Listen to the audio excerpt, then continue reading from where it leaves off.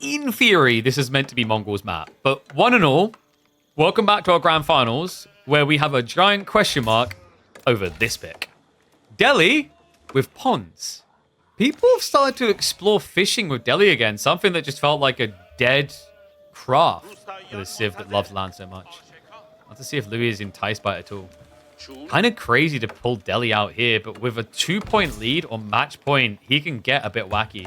And let me update the name tile in the corner because we are indeed on Rye River. And Cow's back end is broken. Oops. Is it working now? Nope.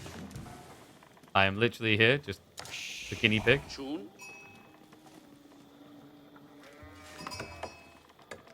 Okay. I think I know what happened, and the system's kind of weird. We're just going to have to tolerate it saying Lipany, which is a lie.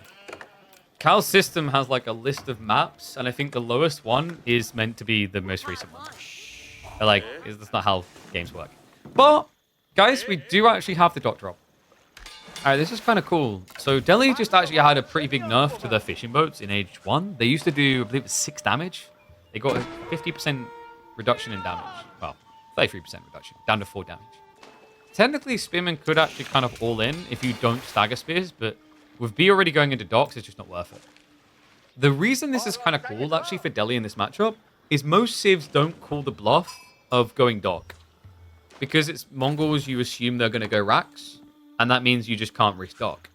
But with Delhi, it's a little bit different. You've got more confidence to call the bluff because these boats have to defend themselves. You'll probably build 3 fishing boats per pond. That's going to be 12 damage output every 2 seconds. Very good at stopping Dark Age Spear Rush. So yeah, B, what was meant to be an advantage, gets neutered. And also, another thing, notice where Louis built this dock. As far away from the Mongols as possible, but also right next to a secret site. And that goes right next to my heart. Thank you very much, Mel, the Magic Dragon. Appreciate the free gifted subs. You absolute legend. Enjoy those subs, guys. Gives you plenty of emotes across on the Twitch side, and also you don't have to worry about ads. Oh, wait, we got a Pumba Pool? Oh, that's a sick idea. Unfortunately, I think the dock is too far away, but yeah, because the fishing boats, they can actually get hit by a boar. That was pretty cool. He just doesn't want to hang around because I think he wants to get the sheep home. I mean, there's no rush. But there is obviously a rush to get more sheep.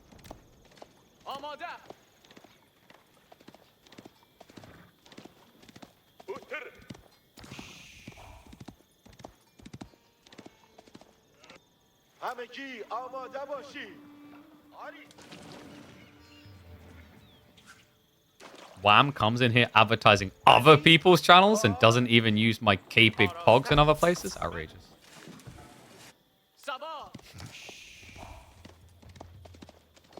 That's true, you are subbed. I appreciate it. I don't think we've got many face emotes. I think it's just the old surprise one. Maybe I should get more of them. That surprise is Monk S, though. Okay, Dome of Faith on the way. Deerstone, nothing unusual. Guys, I can't believe it. Like, why won't Silver Tree just come back? Huh? Like, no one Silver... Oh, that's right. It's not a good map for Silver Tree. Yeah, reminder, guys. On this map, there is no trade. We've already had one instance where someone kind of didn't realize that. It was quite funny at the time. Although a little bit sad for them as well. Okay, I'm literally getting tilted by the name being wrong, so we're going to try to fix this. Did it work? It did work. There we go. I figured out the flaw in Cal's map. Dumu's Silver Tree build was OP. It's true, guys, because if you play a map where people are spamming up docks, and then they have docks, they've got trade posts. So you just trade with them. Like, Dumu's brain is so big, it is literally, like, at risk of ripping open the skull and turning into, like, one of those floating brains from Futurama. Don't mess with it. By the way, that guy won that game. I think that is up on the YouTube channel or will be soon. It was ridiculous. So, double dock coming in for Louis. Probably a focus on Ghazi here. I've got the moss drop. Remember, this moss isn't automatically going to generate Scholar. There is a trade-off on doing fishing for Delhi that kind of sucks a bit. It ruins your tech timings and Moscow. Yumi's brain's so big there's no hair. It's true. Like what happened is like his brain rubbed up against like the skin and vibrated all the hair away. He just like couldn't keep it. If Dimon was a villain, he'd be that one from Invincible. You know, like the one that could like go to different dimensions.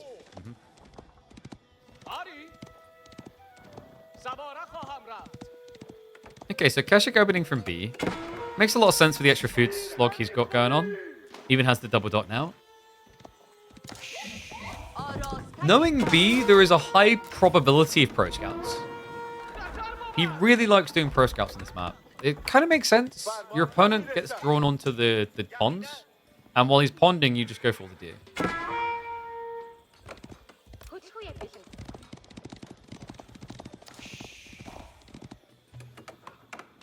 How do you guys predict, by the way?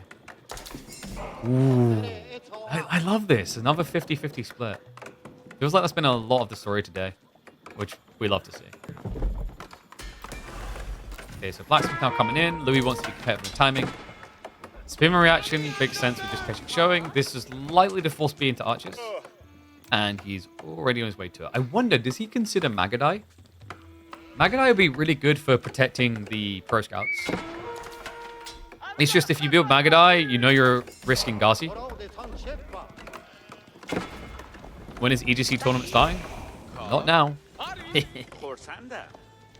think it's next weekend.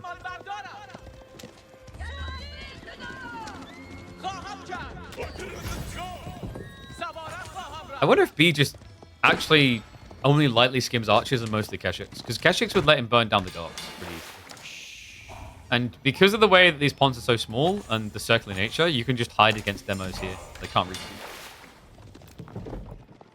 I'm a bit surprised he's actually not poking it now. Isn't it this week? Wait, is it this weekend? This one was next. The league class. It might be that actually qualifies this weekend. Oh yeah, qualifies this weekend. Probably fill out those forms. Nickel and diamond.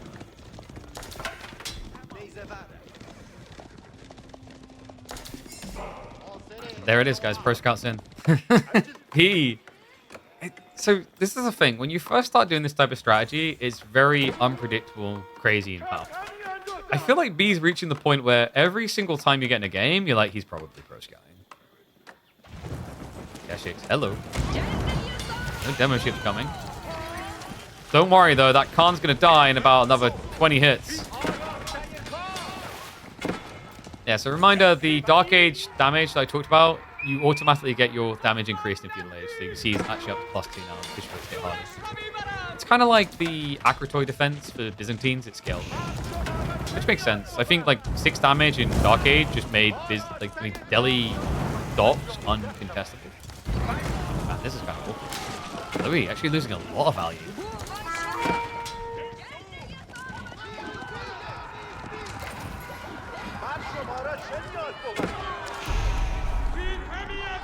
We do now have Ghazi coming in. Louis also playing towards Pro Scouts. But this is the awkward thing. You know Delhi are always going to get it for free. So it's definitely a big investment for B right now, but his economy just looks great. Wouldn't be surprised if he's considering Castle by 12. Step redoubt really good with the fishing. Fishing to kill his villages, just about able to pull away in time. I think for Louis, the goal is to get enough spears to counter-harass onto the docks. He doesn't know about the archers yet. You can assume your opponent's going to build them, but he's yet to get confirmation. It could just as easily, in Louis' eyes, be a fast Castle Age build, which would mean no archers.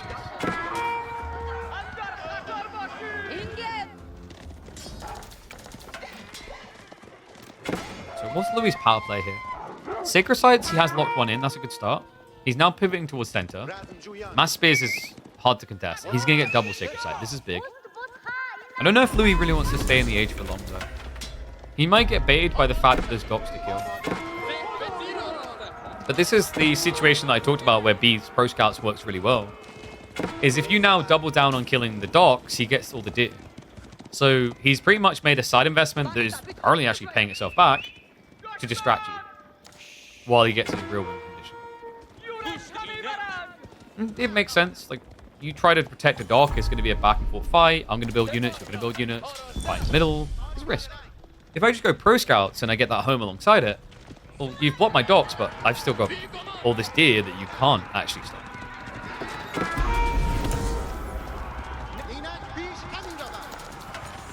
Archers are starting to turn up here, and it's feeling like Louis is going to be stuck on an infantry comp. Spearman just going out as well. I mean, the archer count just high enough to be a real threat here. Louis just doesn't have the archer lead. He should, but they aren't here yet. No, I think he's got them. Yeah, he's going towards the sacred site to try and control it. That's weak in his hand here. B now has momentum.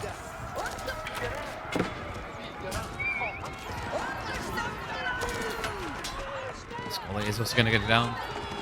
These early losses, it's a little bit annoying. It's not the end of the world because the skulls are so cheap. But if the goal here was fast castle, it definitely frustrates. Feels like it was meant to be castle. I don't know, I think Louis just kind of got caught off guard by the archer switch this hard. But it's dock advantage. This is the biggest problem he has. He's got 5 fishing boats. Meanwhile, B has what? 8? Yeah, 8 total. Well, Clash is going to come in. Keshik's actually just stand their ground. And they've wiped the spears. Louis, this is going to turn into a bit of a snowball effect. Needs to back off. Now you're talking about exposed economy. Archers with the Khan Hunter can easily reach in and snipe villages. No textiles either, I'm afraid.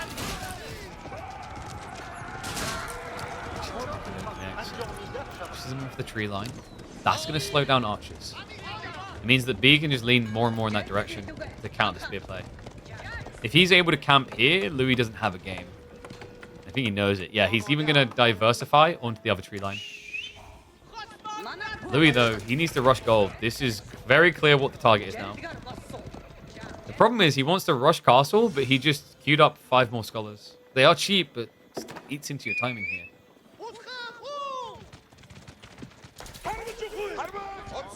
Good game sense. Louis is right to move across like that. Okay, so this changes the dynamics a bit, because you've now got archers that need to move around the back of the enemy base. So all of a sudden the risk is much higher, because what can happen here is if B runs like this and starts fighting here, he's trickling troops, which can be intercepted by a few guys. Instead, what's probably better for B now is you block sacred sites and you go for tech. Boy doesn't feel like he's ready to tech though. 20 caches. I mean, in fairness, if he does suspect that Louis is teching, then this all-in makes a lot more sense. And we have a freeze game. Okay, we're good. What server are we playing on?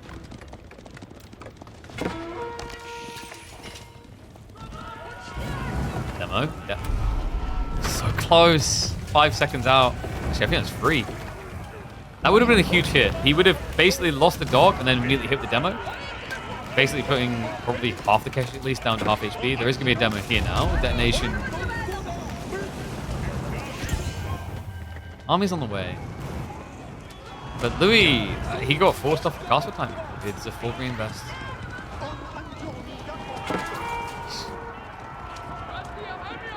I love this scholar play, by the way. It's definitely found value. He kept sneaking out to secure this and then running back into the dock. Great play up until you lose the dock.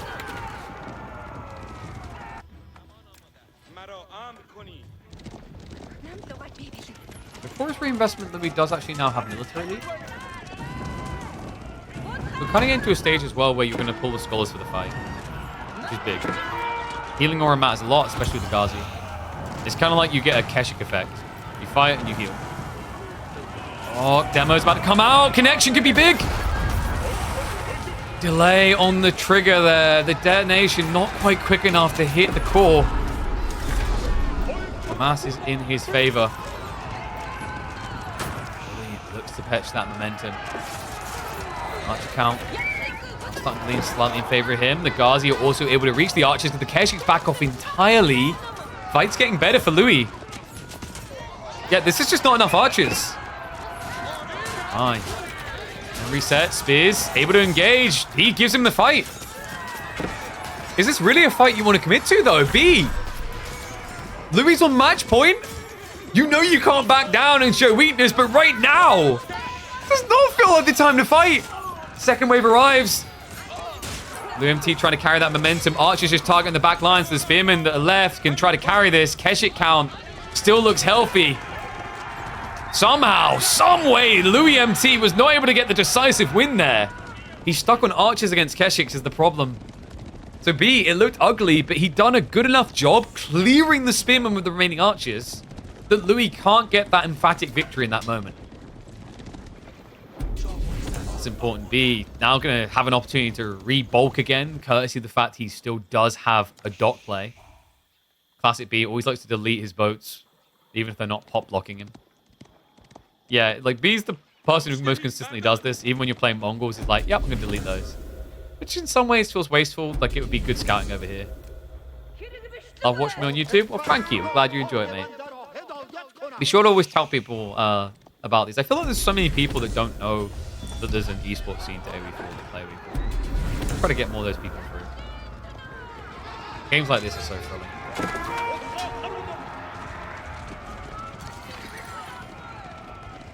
He's micro on point. It has to be. *loueMT is just so good at pushing you to the limits. I think that micro is really the only reason he's still in this game right now.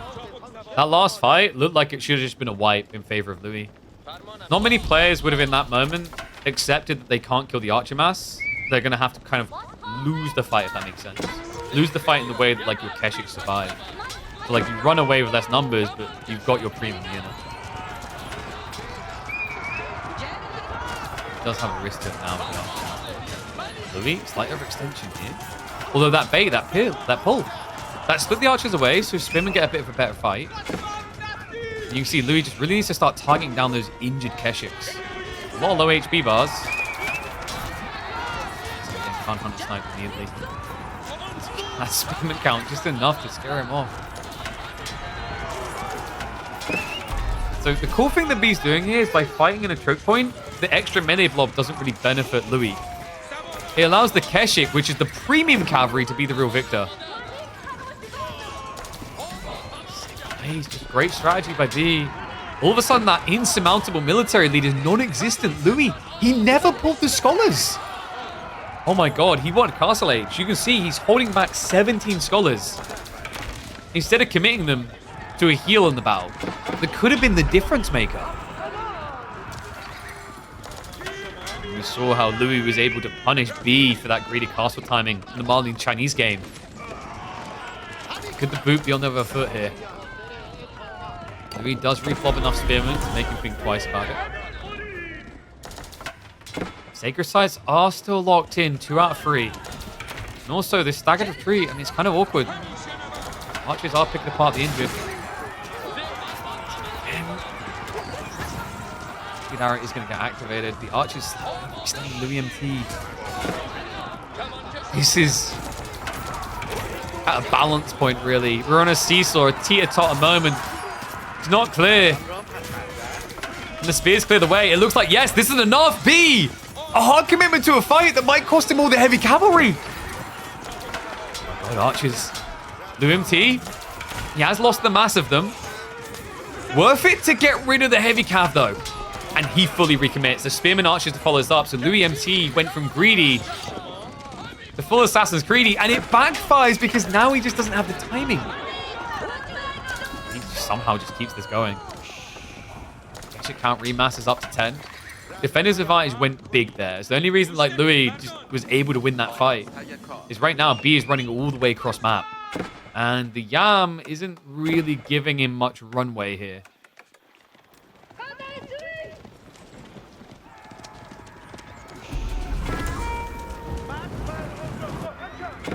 Game. We've had so many good feudal games today.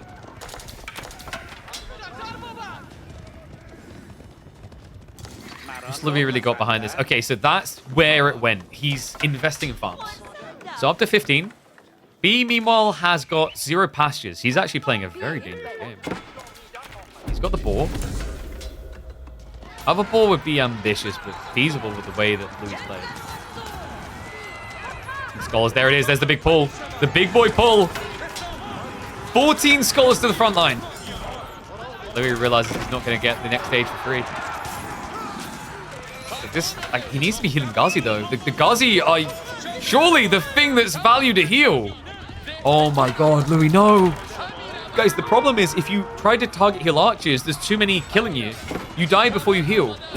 Ghazi are the only thing that realistically has enough health to not just die. So instead, I guess we're now going to frontline with Scholars. They are quite tanky. Same health as Ghazi.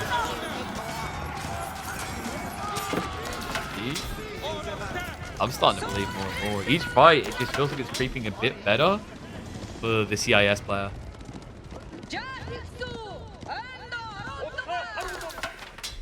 Micro your calm better? Why would you micro your calm better? He's a free unit. So if you send him in and he absorbs attacks and then he respawns 2 minutes later, you basically save an archer.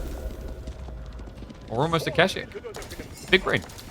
So there you go, guys. Like, next time you send your Khan in to the TC and he dies, and people call you a noob, just say that, like, you're absorbing damage with your free unit. Very smart. I don't know if, like, this many Scholars feel smart for Louis, though. It's the classic I have house of Dome of Faith, rather, so, like, build. But, like, the Dome of Faith, 22 Scholars is Imperial level Scholar count. You always make stuff up when you make a mistake. Exactly, because like if you can convince people the mistake was not a mistake, then they'll then go and make the mistake because it's meta. And then you can be like, when you win Red Bull 20,000, whatever it's going to be called, you'll be like, yo, bro, they actually thought I was being serious. And then when you do your win interview, you can basically just mimic Marine Lord and be like, it's not that I'm good, it's just everyone else sucks. And then you explain it. And everyone's like, what?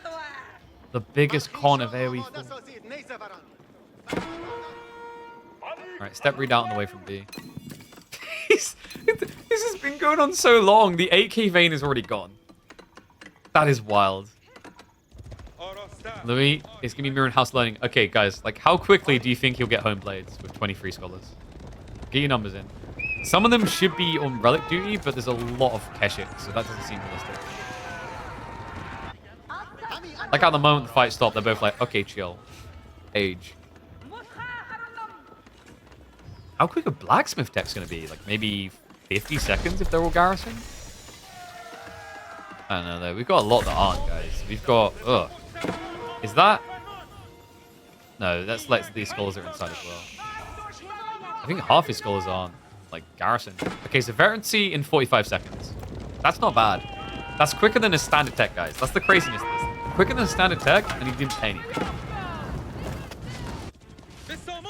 His spiel actually forces double the Keshic to chase him. Pegs. Okay, Pegs is same time as Home Blades. So that's going to be a minute and 15 seconds. But he's building another Moss now. So watch that time bump up.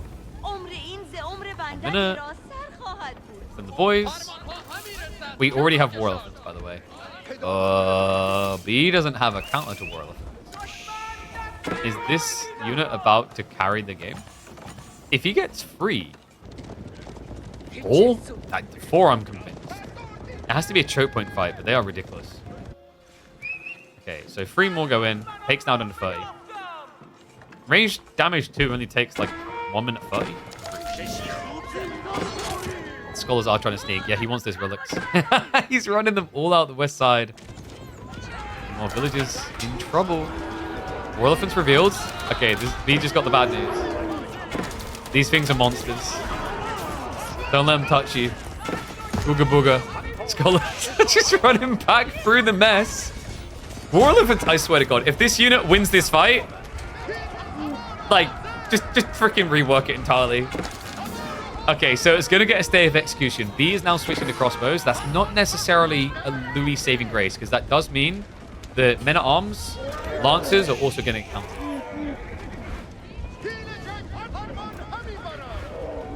So, War Elephants, Imperial Age unit, right?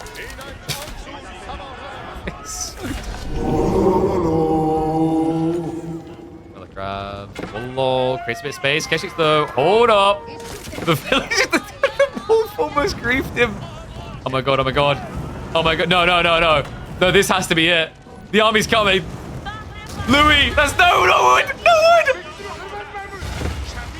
No way out of hell. B. He traps him. The full surround. An absolute massacre in the back of the Delhi base. Elephants are only OP if you can build them. Oh my lord. A 35 eco lead now for B.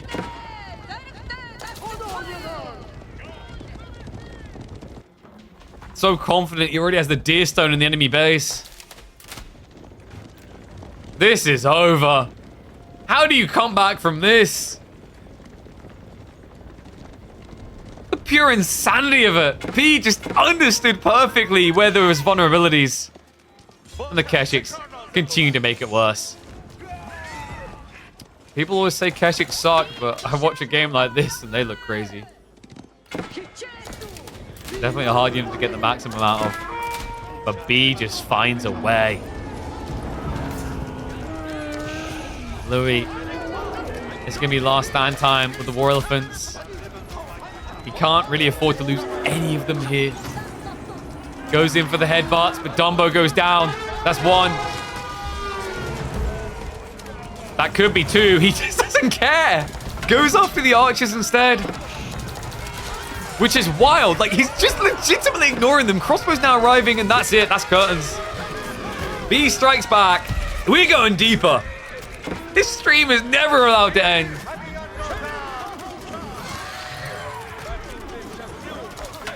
What a way to do it. Mongols, very situational. Delhi on this current map draft. Overwhelmingly powerful everywhere, but Archipelago, probably Carmel. 5 maps where Delhi feels like a top 2 or top 3 pick. The B just shows that his Mongols are built diff.